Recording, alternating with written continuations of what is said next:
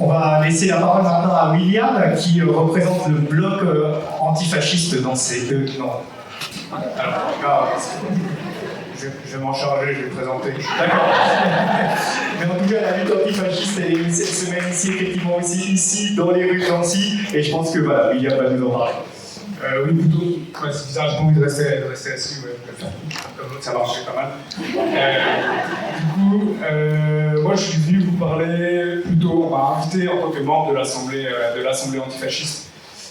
J'ai pas de mandat spécifique, je suis pas un militant qui a été choisi, élu pour tenir cette place-là. Par contre, pendant ces 2 dernières années et demie,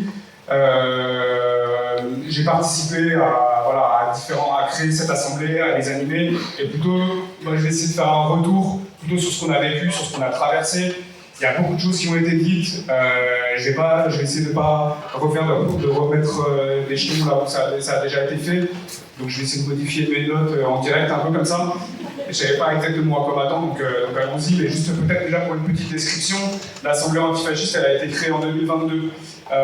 Déjà, on était dans une réaction à un contexte électoral où on s'était dit voilà, c'est plus possible, et on était plusieurs anciens, anciennes, militantes à se dire voilà, on se connaît, on fait des intersyndicales, des interpros, on a l'habitude déjà de travailler ensemble, on pourrait peut-être enclencher quelque chose d'autre et élargir aussi ce spectre-là, et donc ça s'est fait dans cette capacité de composition qui existe à Nancy et qui est déjà une singularité qu'on ne retrouve pas dans toutes les villes. Je vais essayer de sortir des petites singularités comme ça sur Nancy pour essayer de me détacher un petit peu peut-être des autres intervenants et intervenantes pour ramener ça un petit peu à ce qu'on vit ici sur le terrain. Ces assemblées-là, c'est 70-100 personnes environ, avec un pic de fréquentation à 200 personnes au mois de juin quand même, qu'il faut noter, donc qui a été quand même un grand moment et qui a permis, je pense, de faire naître un petit peu cet engouement-là qu'on retrouve aujourd'hui. Et je dirais qu'on avait les principales idées qu'il y avait, c'était dans les assemblées antifascistes à la création, c'était d'assurer une présence antifasciste à Nancy, ce qui a été dit dans la rue et tout ça. Personne n'a relevé, mais le seul local fasciste qui existait à Nancy aujourd'hui est fermé, donc les deux cités.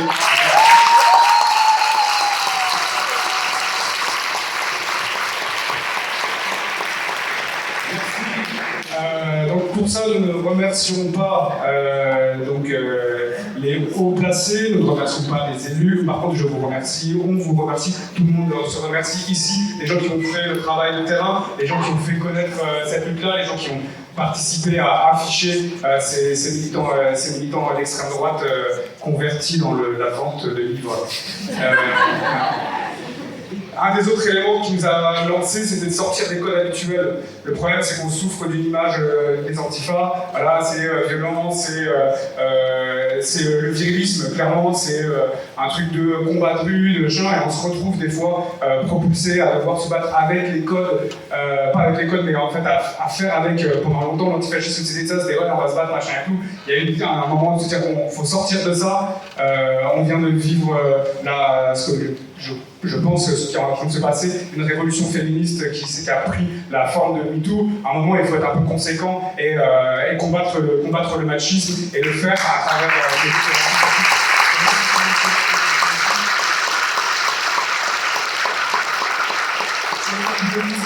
donc on avait vocation aussi à faire un travail de convergence. Donc j'ai noté entre les partis, les assos, les syndicats, tous ensemble, les thèmes différents, le féminisme, l'écologie, les luttes décoloniales. Voilà, essayer de converger un petit peu tout ça. Et moi je suis pour cette unité, je crois qu'il y a écrit en dessous tout ça. Franchement, ok. Mais il y a des moments, voilà, ça patauge un petit peu. Donc j'avais dit, j'aime bien faire les trucs, ouais, tous ensemble et tout, mais ça a déjà été bien fait. Donc je vais faire un peu genre, ouais, bah désolé, mais en fait, des fois, pas tous ensemble. Et pourquoi je dis ça? On a connu plusieurs frustrations avec les camarades, voilà, je vous en fais part, j'ai bien aimé aussi quand ça a été dit tout à l'heure, il faut s'engueuler, parfois il faut dire qu'il y a des zones de conflit, c'est pas dramatique, mais on va vraiment les nommer. C'est qu'il y a des structures, certains partis, certains des fois syndicats, mais aussi le monde de la culture avec lesquels ça devient compliqué de composer. Ça devient vraiment difficile parce que en fait, ce qui ressort le plus, C'est pas de ouais, allez, on fait une déclaration tous ensemble contre l'extrême droite, et après, en fait, il n'y a que de la défiance. Il n'y a que de la défiance. L'antifascisme, oui, c'est super. Alors, c'est super avant d'aller voter. Par contre, quand il faut filer une salle, quand il faut filer des moyens, ou quand il faut autoriser les gens à faire je ne sais quelle manifestation ou quoi, en fait, il n'y a plus personne. Ça devient assez compliqué.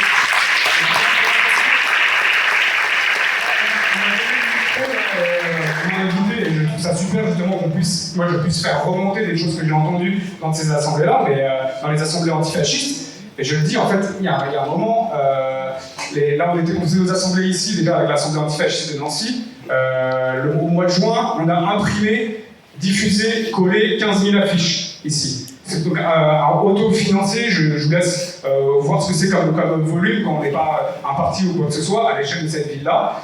Donc je pense qu'on a largement contribué à faire campagne pour les personnes qui sont élues aujourd'hui. Naturellement, on s'est dit, c'est super, on est tous ensemble, l'unité, tout ça. Donc on a écrit, en fait, on a écrit aux élus pour savoir, maintenant on aimerait bien continuer la lutte antifasciste. On aimerait bien venir dans deux circonscriptions et dire là, on a besoin de prendre les lois, on a besoin d'aller là, il y a des gens qui peuvent extrême droite ou quoi. On a écrit aux 3 députés qui ont gagné. Qu'est-ce qu'ils nous ont répondu? Rien. Absolument rien. Pas un mail de non, ça ne nous intéresse pas. On a 0 réponse. Ces gens-là font partie du NFP. C'est nos camarades, c'est nos luttes, c'est l'unité. Il y a un moment, il faut leur dire aussi, et c'est nous à la base, d'aller leur dire ça suffit des conneries en fait. C'est pas possible en fait. On est des antifascistes, on fait la campagne.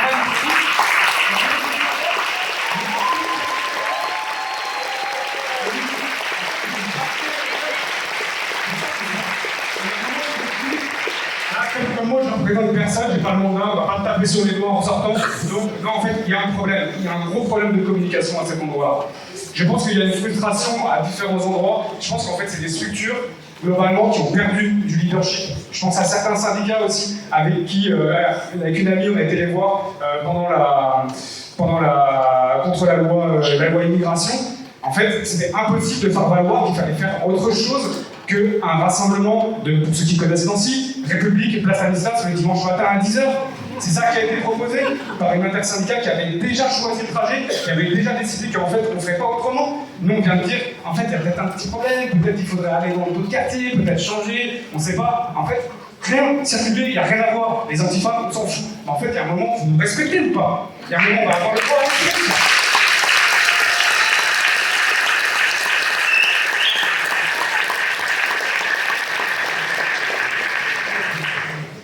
Je pense qu'il y a une perte de leadership qui s'est passée et qu'en fait, il y a des logiciels qui n'ont pas été actualisés. Je pense qu'il y a des logiciels de certains partis, de certains syndicats. Moi, j'ai pas envie de dire « Ah, c'est celui-ci, et pas celui-là, machin ». En fait, ils se reconnaîtront, ils savent très bien. Globalement, ils sont moins là que tout ça. Et en fait, à un moment, ils sont frustrés. Il y a une frustration qui s'est passée. Le 20e siècle, c'était super. C'était « Ouais, il y a tous les travailleurs qui nous parlent, on dit ça, et puis tout le monde dit. C'était le parti qui dit « Ouais, on fait ça. Ouais, puis là, non, le parti qui va faire « Ouais, et puis on dit ça, là. » Et en fait, il n'y avait pas besoin de discuter. Sauf qu'en fait, il faut qu'ils comprennent que le 20e siècle est fini. En fait, maintenant, c'est plus horizontal. Maintenant, il y a différentes luttes. Maintenant, il va falloir composer. Il va falloir qu'on apprenne à fonctionner de manière moins hiérarchisée. Si on est moins hiérarchisé, ça veut dire plus d'écoute, ça veut dire plus de pouvoir, mais plus ensemble et avec plus de responsabilités, plus partagé, et qu'on arrête avec ces fonctionnements où on arrive à des réunions où en fait c'est déjà plié d'avance et personne n'a sa voix au chapitre. Là-dessus, moi, je veux faire un point d'honneur à dire qu'en fait, c'est ce qui bloque avec les nouveaux logiciels. Et moi, je me fais témoin. En fait, voilà, honnêtement, je ne pense pas que je ne suis pas représentatif de l'Assemblée antifasciste de Nancy, notamment parce qu'il y a les copines féministes et que là, voilà, c'est encore le progrès qui prend la parole, et notamment parce qu'il y a aussi les camarades racisés qui font un gros travail. Je vous invite à aller voir sur les tables le travail qui a été fourni.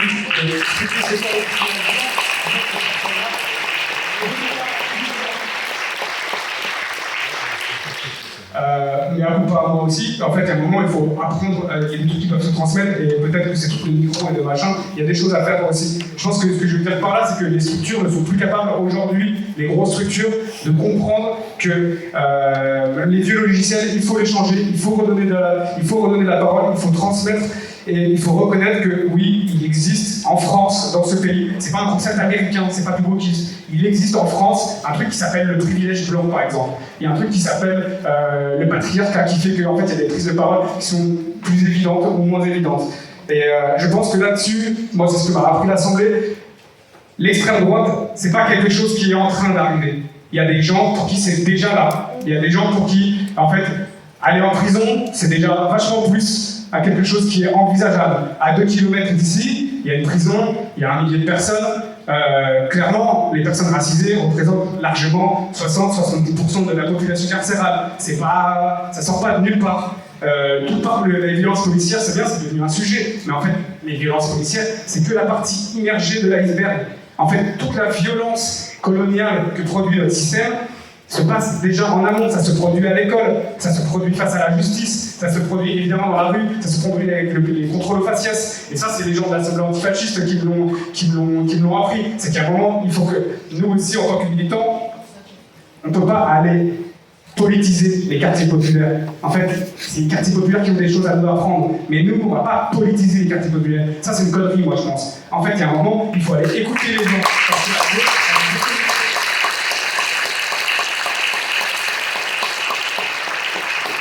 Parce que c'est déjà très politique d'être une personne racisée et de subir le racisme, en fait. C'est déjà très politique. Les gens savent déjà, en fait, comment ça se passe. Et en fait, c'est pour ça qu'aussi, il y a plein de gens, des personnes racisées notamment, qui en fait disent « Mais pourquoi je vais voter pour? Qu'est-ce que ça va changer ?» Déjà, à la gauche, de toute façon, il se passe rien. On ne peut pas être représenté, on se fait déjà foutre sur la gueule par les flics. Qu'est-ce qui va changer?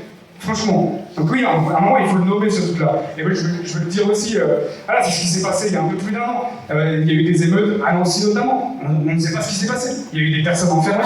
Ok, le collectif et l'Assemblée antifasciste électronique. On ne sait pas c'est quoi les liens qu'il y a à faire. Et en fait, il y a un travail de fond à faire pour reconnecter avec les réalités. Et la réalité qui en fait est une réalité coloniale. Et on n'arrive pas à la regarder en face. Quand à Toul, là à côté, pour citer l'exemple dont on parlait tout à l'heure, il y a une statue qui est érigée au nom de Bijard, qui est un tortionnaire de l'Algérie française, et que même des élus de gauche ne se positionnent pas là-dessus, c'est bien qu'il y a un truc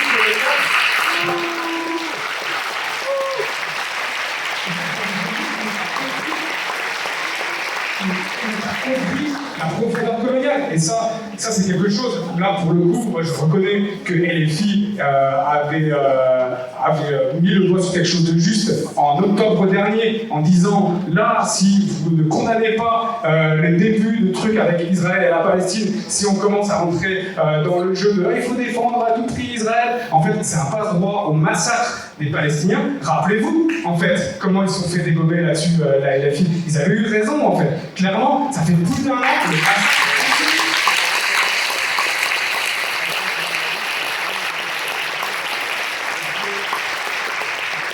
il y a une camarade pro-palestinienne de l'Assemblée qui me disait, en fait, et dans la même logique là, que je disais de rapport colonial, de privilèges blancs et tout ça, en fait, nous, on ne va pas sauver la Palestine. En fait, on ne pourra jamais sauver la Palestine.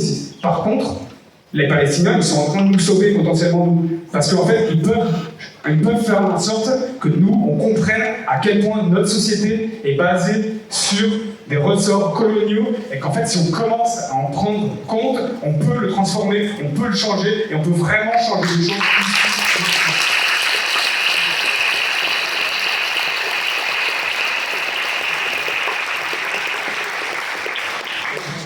Mais alors, que faire, comme me disaient les camarades de l'époque en gros, arrête là, c'est fini? Pratique. Je conclue, ok. Alors, ça c'est ma page de conclusion. Non. Alors, je vais faire vite. Nous, ce qu'on pense avec l'Assemblée, c'est qu'il faut arrêter de travailler que dans le contre-coup. On arrête avec le « Ok, il y a une élection, on panique, on est affolé, là, c'est sûr, ouf. » Et en fait, il faut réagir direct, il faut arrêter avec ça. Il faut construire maintenant. Il faut construire et il faut aller voir les personnes qu'on pense là où c'est la déprime la plus totale, c'est-à-dire peut-être la ruralité et tout ça. En fait, c'est ce qui a gagné là-haut, pour la connaître, la Meuse, la Meurthe-et-Moselle profonde, j'imagine, c'est un peu pareil, Vosges et Moselle, quoi, après Lorraine, quoi.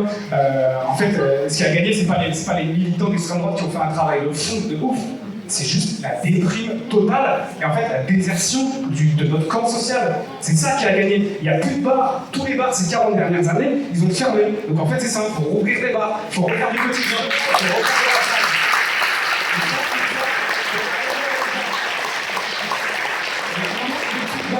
on reprend, la jeune garce parle de son historique des années 30, il y a un moment il faut y aller. L'historique, c'est quoi? C'est la conquête du pain. En fait, c'est un moment les gens ils ont plus à bouffer, bah, ils vont être vénères, ils vont être frustrés, puis ils vont voter n'importe quoi. Sinon, on arrive et qu'on a à bouffer, on va dire ah oui, en fait c'est super, oui, partageons, c'est ça le socialisme. Ah oui, c'est ça le socialisme. C'est un moment, il faut se nourrir. On ne peut pas faire que du débat théorique et tout ça. Il y a un moment, il faut arrêter de fantasmer des luttes hyper idéologiques, de quel truc on va trouver, quelle meilleure solution. C'est en fait là où vous êtes, c'est votre travail, c'est votre village, c'est vos potes chômeurs, c'est le bar où vous allez. Il faut commencer à s'organiser là où on est précisément matériellement.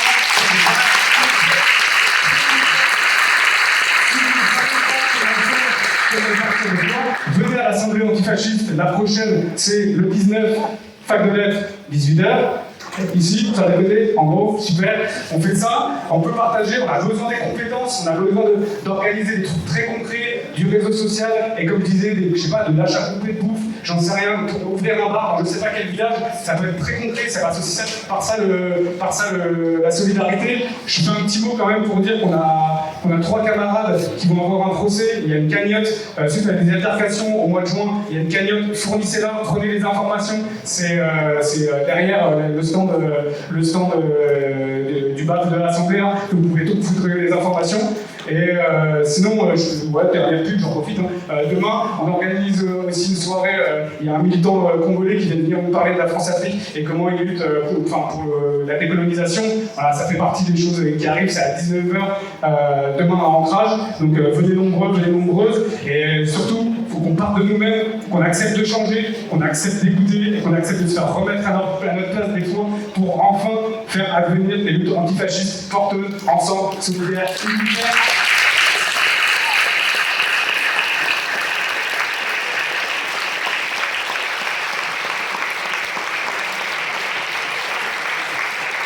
Merci William.